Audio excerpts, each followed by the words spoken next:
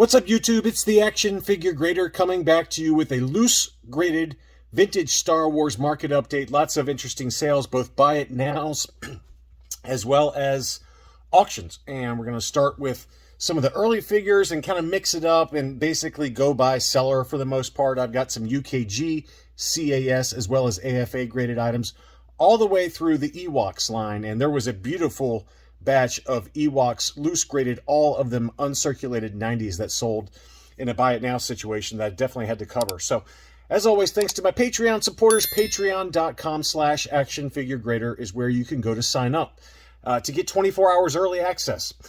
Here is a UKG 85% Princess Leia Organa. So this is the Hong Kong, and this one had the brand new case style. Beautiful looking example there, 85% from UKG. And the subgrades on this one were straight 85. So this was a pretty gorgeous example for Princess Leia. And this one sold for 300 pounds, which is 379 US dollars. Now, if you compare that to like an AFA 85, that can oftentimes go for pretty close to double this price, I would say $550 to $600 is not an uncommon occurrence for an AFA 85 Princess Leia loose graded, believe it or not. I mean, that's how expensive they are for AFAs. So I think this price is very, very fair, in my opinion, for a UKG 85. And it looked every bit of a UKG 85%. I mean, just really gorgeous colors to it. No kind of rubs to it. It just looked really, really great condition there. So I think that's worth every penny of 300 pounds. Next up was a Princess Leia Bespin.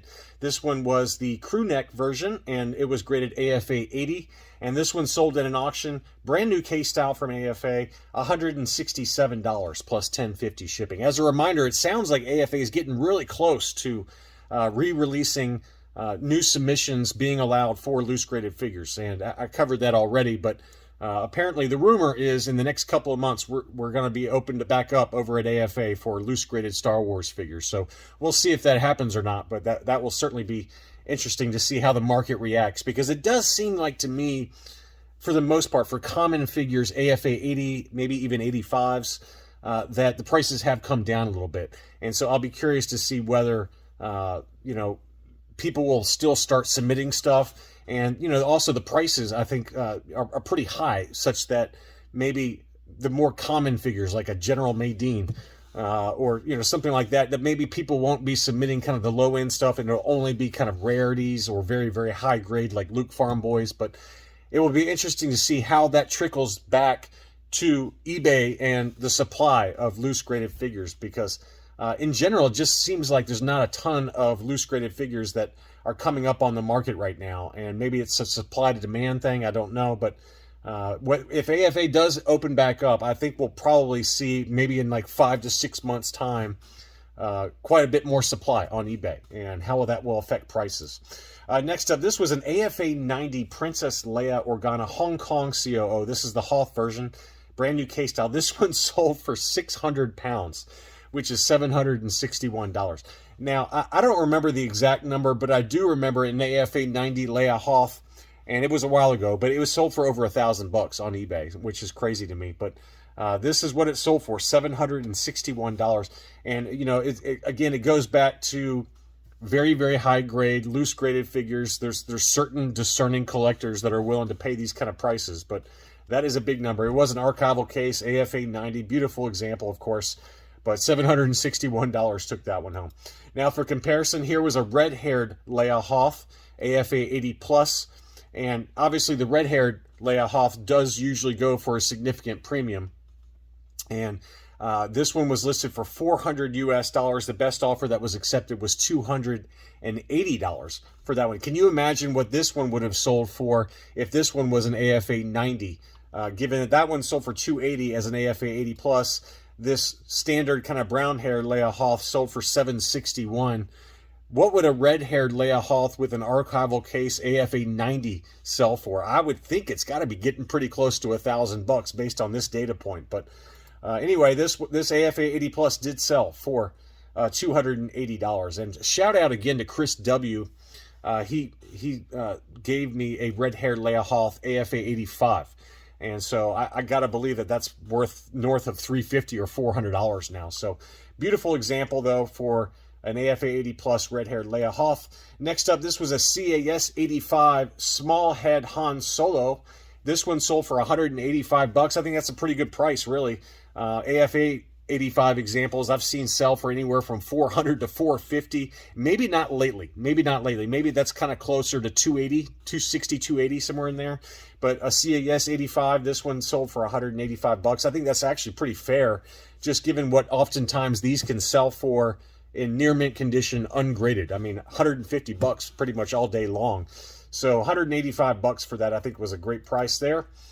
Here's another one on the upper end of the scale that really shocked me. This was an AFA 85 Solid Dome R2-D2 Hong Kong, so a very standard figure. Now, to me, it's an AFA 85, but you can see very clearly that the sticker on the body has yellowed a little bit. Now, whether that yellowed before grading or after grading, I don't know. I mean, to me, this one looks like an AFA 85 to me, but there's no doubt that there's a little bit of yellowing to that sticker. That one sold. It was listed for $625, and the best offer that was accepted was $550. Now, I personally think that if this had been in an auction, this probably would have sold closer to $450. But, I mean, again, it's a beautiful example, brand new K-style, but, I mean, especially on the back there, you can see very clearly that there's some yellowing going on that sticker. And I couldn't tell you whether this happened post-grading or not, but whatever, all right? It's a beautiful figure, and it's certainly, in my opinion, even with yellowing, it's still an 85 grade, in my opinion. But $550 took that home. But again, I still think that it probably would have sold in an auction situation for about 20% less than that. Maybe I'm wrong. I don't know. Next time we get an AFA 85, try to remember this data point, and we can compare it. But $550 took that home.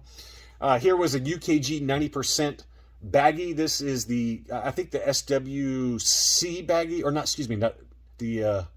It's not labeled on there, but I think this is the Baggy that came in that Cantina 2-pack, that Sears 2-pack with, I think it was Greedo. And I think it's an SWC Baggy, but don't quote me on that. But this one was graded UKG 90%, older K-style. Obviously, you got that blue label, so this is a little bit older K-style. It was listed for 550 euros, and the best offer that it was accepted was 467 euros. Which is 510 US dollars, roughly, with the currency conversion. Now, in my opinion, that's a little high. We've documented here recently from a seller that we're going to cover here in a second. Several months ago, he sold an AFA 85, the exact same Baggy, and it sold for around $350. So that to me is, this is the most common Walrus Man Baggy. You see it everywhere. And $350 for a high grade, in my opinion, is about right. But in all fairness, this was a UKG 90%, and it's tough to get a 90. But it's a lot easier to get a UKG 90 than an AFA 90 for a Baggy. And in my opinion, a UKG 90 is probably closer to like an 85 plus for AFA. And in my opinion, an AFA 85 for this particular Baggy is probably in the 350 to 400 range. So in my opinion, no offense if you happen to be the one that bought it, but 510 US dollars or 467 euros, a little high. It's not a terrible overpay, but it's a little high just given that it's an older K-style. Now, if it had like the brand new kind of UKG deluxe K-style, me personally, I'm willing to pay a little bit more money for that because as I've talked about in other Baggy videos, those bigger UKG case styles with like the deluxe kind of presentation for Baggies, it elevates a Baggy. It really does. It makes it like an art piece almost. So to me, I'd be willing to actually pay more for a UKG graded Baggy with that deluxe style than an AFA Baggy because I just think it really elevates it. But for this older case style, I think that this probably was a little bit of an overpay, not drastically, but here was a no COO, and the Blacked Out Ewoks on YouTube, he says that this is a Meccano figure. So it's got the light green, pink tusk. I always thought that the light green head was a PBP figure, but he says that this is a Meccano, and he knows way more than I do about Walrus Man. I can't keep all the Walrus Man variants straight. I've got like 7 or 8 of them, but I can't keep them all straight. I do have this particular figure not in this grade. This is a pretty substantial figure here. This is an archival case AFA 90. So, it's not easy to do that for these Meccano figures, if that's what this is. I mean, look how beautiful that figure is. That looks just factory fresh, straight off the factory line there. It's a beautiful figure and kind of the most well-known Walrus Man variant, but it's a really wacky color combination with those bright green gloves and head. And I think I've got a bag. I'm trying to look at it right now, but I think I've got a baggy version of this as well as a loose graded figure, but it's not an AFA 90, I can tell you that. This one sold for 550 pounds, which is almost 700 US dollars. So yet again, it's just a perfect example of the big deep-pocketed collectors are willing to pay those kind of prices for AFA 90s, and that's a gorgeous example. Next up, we're going to dig into this, some other loose graded auctions. This one was the long eye tubes Tuscan Raider in an AFA 80 plus. This is the exact same grade, exact same variant that I have in my collection, and I paid $160 shipped for mine. This one sold for $170 plus $10 shipping, so pretty much hasn't moved from when I bought mine 6 months ago. I paid almost the exact same price. But that's a beautiful example. And other than the hollow cheeks and maybe the Spanish Pock figure, this is probably the third best variant you can get, in my opinion, for the Sand People, is the long eye tubes, followed by the dark brown paint version. But this long eye tubes does have the dark brown paint, but it's got much longer eye tubes versus kind of the standard dark brown paint Hong Kong. And it's kind of a cool variant. I mean, it's not as cool as the hollow cheeks, obviously, or the Spanish Pock, but that's a really nice one. 170 US dollars took that one home. Next up, we've got some Luke Skywalkers that sold, and this one was an AFA 80 plus archival case, standard blonde hair. So, the Hong Kong blonde hair. No, I'm sorry, this is the China. Excuse me. This is the China blonde hair dark pants. So this was a later release, later manufacturing batch because it was made in China. All the early stuff were like Hong Kongs and things, and obviously Spanish figures, things like that. But these China figures probably probably showed up on Return of the Jedi card backs.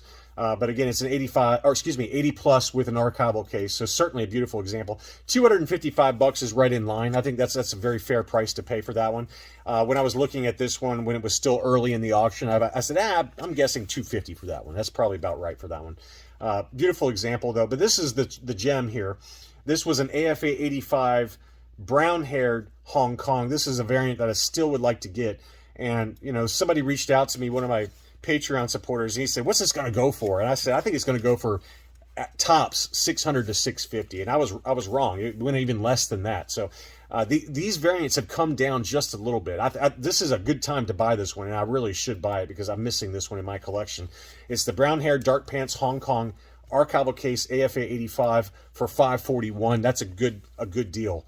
This time last year, I bet that one would probably sell $650 all day long. So $541 plus shipping on that one was a great buy. Next up, this same seller had an AFA 85 Jawa, and this one was the dark brown stitch Hong Kong, probably the most common Jawa that's out there. So $252 took that home. That's a very fair price for that one. Next up was an R2D2. And this was an 80 plus archival case that sold for $250.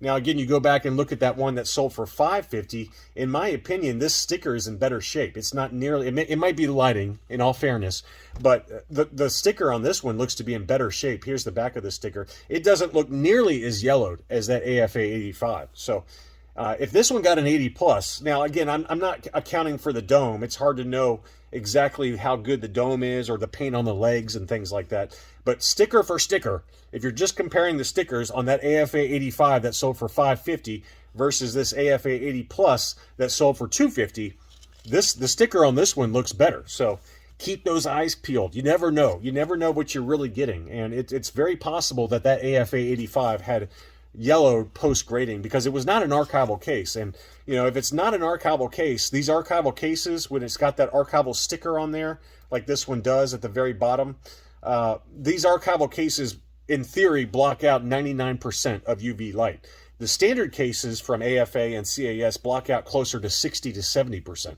So that AFA 85 R2D2 very easily could have been displayed in like a well-lit environment with lots of windows and had yellowed since grading.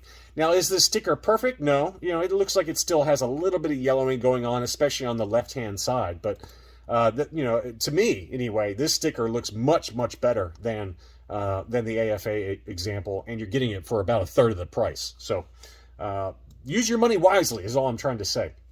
Here was an AFA 85 Hammerhead Standard Hong Kong. That one sold for $139. That's probably about right. I mean, usually $150 shipped on Rogue 5 toys, so I think that's a very fair price.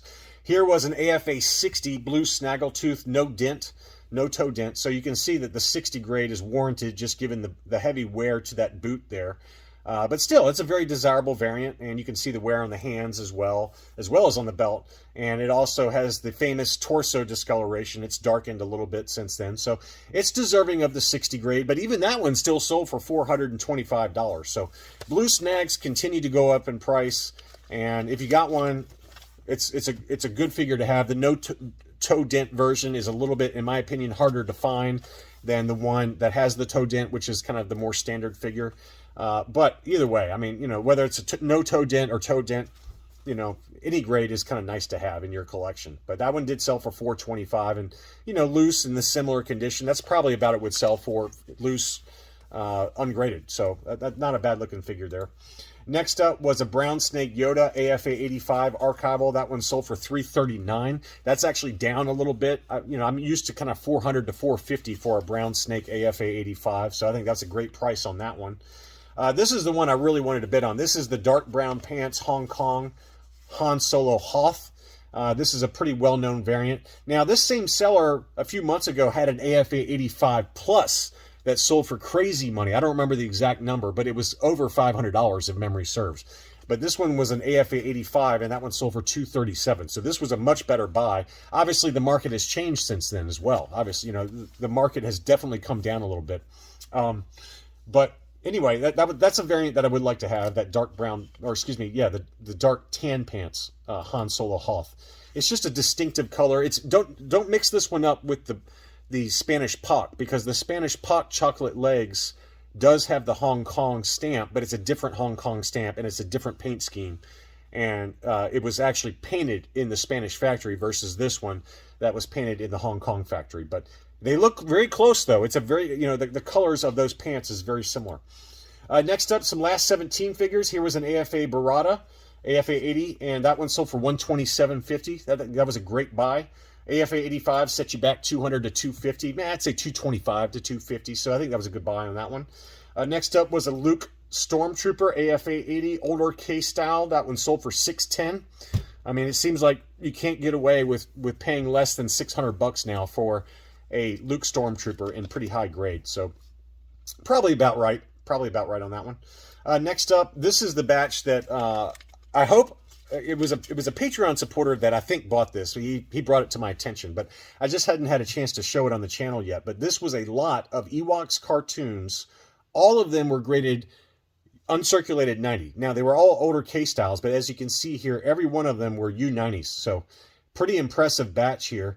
Now, it is the older K styles, but still, those are beautiful, beautiful figures. And these figures in loose high grade are definitely going up in price. I've just been shocked by some of the sales prices for these in high grade on Facebook. So all of these, again, were U90s, old K styles. It was listed for $1,500 for the whole lot, and the best offer that was accepted was $1,200. So $1,200 for 6 figures, all of them uncirculated U90s from AFA. I think that's actually a pretty good buy. That's a really nice lot there. And then finally, we had an Empire Strikes Back custom display from CAS. So this is the very tough to find 6-pack with the Empire Strikes Back packaging. That included Darth Vader, a Hoth Stormtrooper, an AT-AT driver, a Hoth soldier, for some reason IG-88 and Yoda. You had a good theme going there for the Battle of Hoth until IG-88 and Yoda showed up. So, but this is not the baggies. These are all just loose graded figures with the box and the catalog. So, just be aware that you're buying loose graded figures here. But the only problem with doing this kind of presentation is that CAS defaults to the lowest grade for whichever figure you include. So for all these figures, you might have some that are AFA 85 or CAS 85, some of them CAS 90s. But if you got one figure that's a CAS 75, that label will default to a 75. So I don't like that. I think that they should have separate label. UKG, when they do something like this, they have separate labels for each figure. I think that's the way CAS should do it. But it would probably be a nightmare to have 6 different labels on the inside of this case. But it's a beautiful presentation, and it's a good way to elevate something that, you can't really grade this otherwise, right? Because it's just the box, which is a very hard to find box, plus the catalog, plus the 6 figures that were included inside. So you don't have the original sealed baggies, but this is a great way to do it and kind of elevate some loose figures and a loose box and kind of include that in a presentation. I think it was a great idea, but anyway, I think that's the only negative, is that it defaults to the lowest grade for whichever figure's inside. But nevertheless, it's still sold for a lot of money, and I think it should. It's a really great presentation piece, and certainly much more affordable than trying to get a mint and sealed box one of these, or the box AFA graded with all the baggies next to it. That would set you back probably triple this, or at least double this number, if not triple. But anyway, this one sold for $17.50 plus $14 shipping. So very cool custom presentation from CAS. Anyway, that's all I really had for this video. I hope you found something that you liked. Happy hunting out there, and I'll be back soon.